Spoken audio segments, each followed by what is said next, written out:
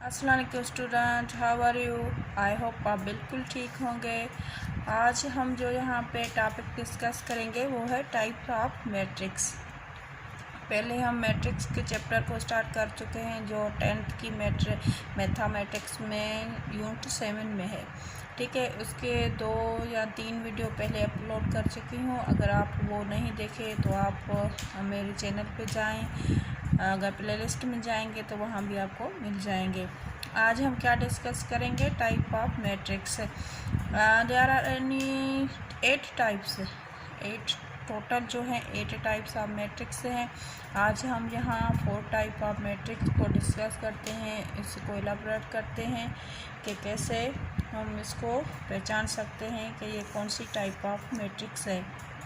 First है rectangular, क्योंकि जो ज्योमेट्री में होता है रेक्टेंगुलर, उसकी आपको शेप का पता होगा कि शेप कैसी होती है। देखिए रेक्टेंगुलर की शेप कैसे होती है, इस तरह, कुछ इस तरह होती है। क्या होती हैं, ये दोनों साइड्स आर इक्वल और ये दोनों साइड क्या होती हैं, इक्वल होती हैं। यानी कि इसकी 4 साइड हैं मगर क्या है, 2 साइड्स इक्वल होंगी, ये 2 साइड्स इक्वल होंगी। ठीक है, उसके बाद क्या होता है, स्क्वायर। अगर ज्योमेट्री में हम देखें स्क्वायर जिसे कहते हैं, क्या कहते हैं, वो 4 साइड्स आर इक्वल। स्क्वायर में क्या होती है, जो चारों साइड्स हैं वो एक बराबर होती हैं, मगर एक रेक्टेंगुलर में क्या होती हैं, 2 साइड्स आर इक्वल। अब हम मैट्रिक्स के बात करते हैं तो क्या होगा, रेक्टेंगुलर मैट्रिक्स में क्या होगा, R is not equal to C. R आपको पता है कि आर क्या होगा, ये रो है, और सी क्या है, ये कॉलम है। सी क्या है, ये कॉलम है। R is not equal to C. Rectangular में क्या होंगी, वह जो रो होंगी वो कभी भी कॉलम के बराबर नहीं होगी। जैसे आप मिसाल ले लें 1/3, 4/2 और 2/3।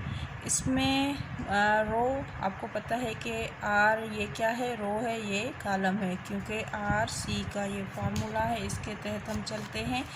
अब सपोज़ इसको हम देखते हैं का एक एग्ज़ाम्पल देखते हैं। ये देखें कि A B C D E F G H R. ठीक है, ये क्या हो जाएंगी, ये तीनों, ये इसकी रो हैं, C1 C2 column, C3 R1 R2 R3। ये क्या है, 3 × 3, ये क्या होंगी, R इक्वल हो जाएंगी C के, यानी कि 3 रो हैं, 3 कॉलम हैं। ये हमारा क्या होगा, ये हमारा स्क्वायर होगा, स्क्वायर मैट्रिक्स होगा,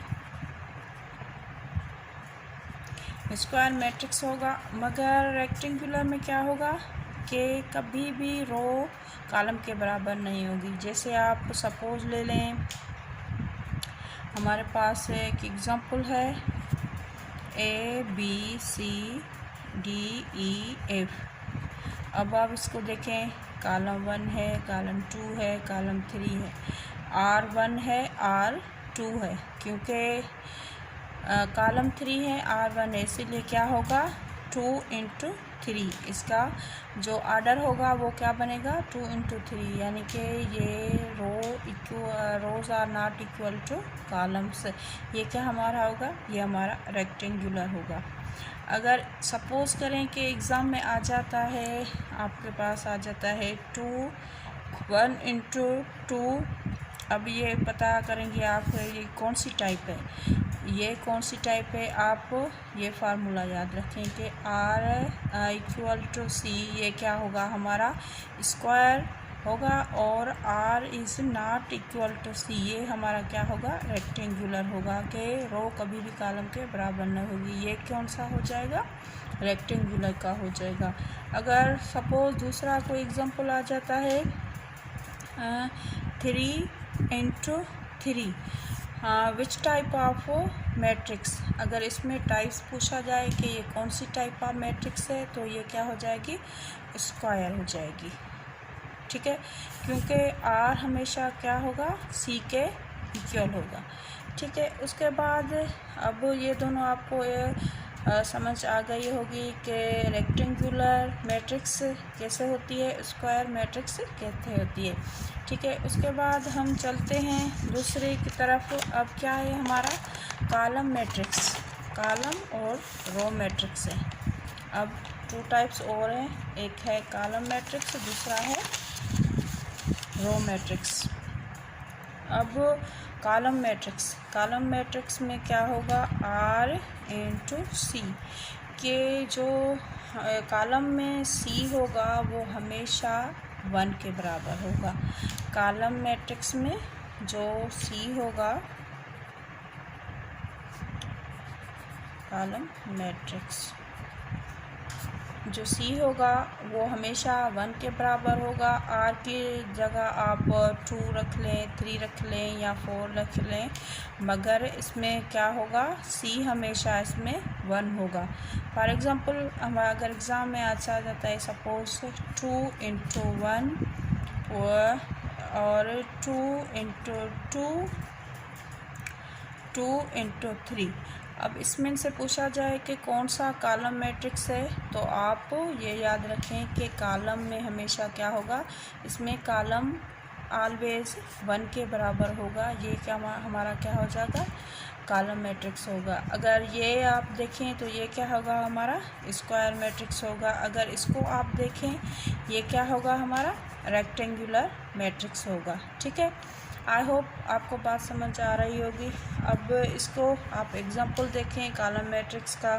सपोज अगर हमको शेप दी जाए ABC, ये क्या है, कॉलम मैट्रिक्स है, क्योंकि इसमें सिर्फ कॉलम एक होगा। रोज़ कितनी भी हो सकती हैं, R1 है, R2 है, R3 है इसमें। ठीक है, मगर कॉलम कितना है, इसमें सिर्फ एक कॉलम है। सपोज दूसरा हम लेते हैं, ये भी क्या है हमारा, ये क्या है, कॉलम मैट्रिक्स भी है, ये रो मैट्रिक्स भी है। अभी हम रो मैट्रिक्स को डिस्कस करते हैं, फिर इसको हम समझते हैं कि ये किस तरह कॉलम और रो मैट्रिक्स बोथ हो जाएगा। ठीक है, अब फोर्थ टाइप क्या है, रो मैट्रिक्स। अब रो मैट्रिक्स को देखें, अब क्योंकि नाम से ही जाहिर है रो, इसमें क्या होगा, R/C, इसमें रो हमेशा 1 होगा। रो कितनी होगा, 1 होगा। ये 2 भी हो सकता है, 3 भी हो सकता है, और 4 और सो ऑन भी हो सकता है। मगर रो मैट्रिक्स में क्या होगा, जो रो होगी सो सिर्फ 1 होगी। कॉलम इसमें कितने भी हो सकते हैं।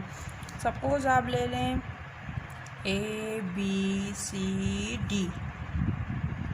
ये हमारा एग्जांपल है। आप देखिए इसमें रो कितनी है, 1 है, कॉलम कितना है, 1 2 3, और ये हमारा 4 हो गया। इसमें कॉलम कितने हैं, 4 हैं, क्योंकि इसमें रो 1 होगी, कॉलम्स मगर कितने भी हो सकते हैं। सपोज़ हम लेते हैं 1 2 3 4 5।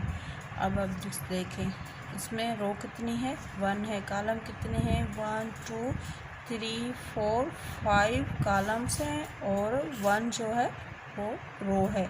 ये क्या हो गया, हो गया। अब इसको देखें, ये पहले, अब ये कॉलम भी इसका 1 है, रो भी इसकी 1 है, तो ये क्या होगा, ये बोथ है। ये रो मैट्रिक्स भी कहलाएगा और ये कॉलम मैट्रिक्स भी कहलाएगा। अब दोनों में कॉलम और रो मैट्रिक्स में जो डिफरेंस है वो बहुत ही थोड़ा सा डिफरेंट है। कॉलम में क्या होगा, CR/C का फार्मूला है। कॉलम में क्या होगा, कॉलम 1 होगा, और रो मैट्रिक्स में क्या होगा, रो हमेशा जो है 1 होगी। सिर्फ दोनों में डिफरेंस इतना है। और रेक्टेंगुलर और एंगुलर में क्या है, रेक्टेंगुलर की 2 साइड्स आर इक्वल होती हैं, और स्क्वायर में क्या होती है, 4 साइड्स आर इक्वल, यानी कि कॉलम भी सेम होगा और रो भी सेम होगी। आई होप आपको ये समझ आ गया होगा। इसके बाद 4 टाइप्स और हैं मैट्रिक्स की, वो हम दूसरे वीडियो में उसको डिस्कस करते हैं। अगर आपको मेरा वीडियो पसंद आया है तो आप प्लीज़ मेरे चैनल को सब्सक्राइब कर दें, फैमिली और फ्रेंड में शेयर कर दें, ताकि आपके साथ दूसरों को भी हेल्प मिल जाए। टिल देन, अल्लाह हाफिज़।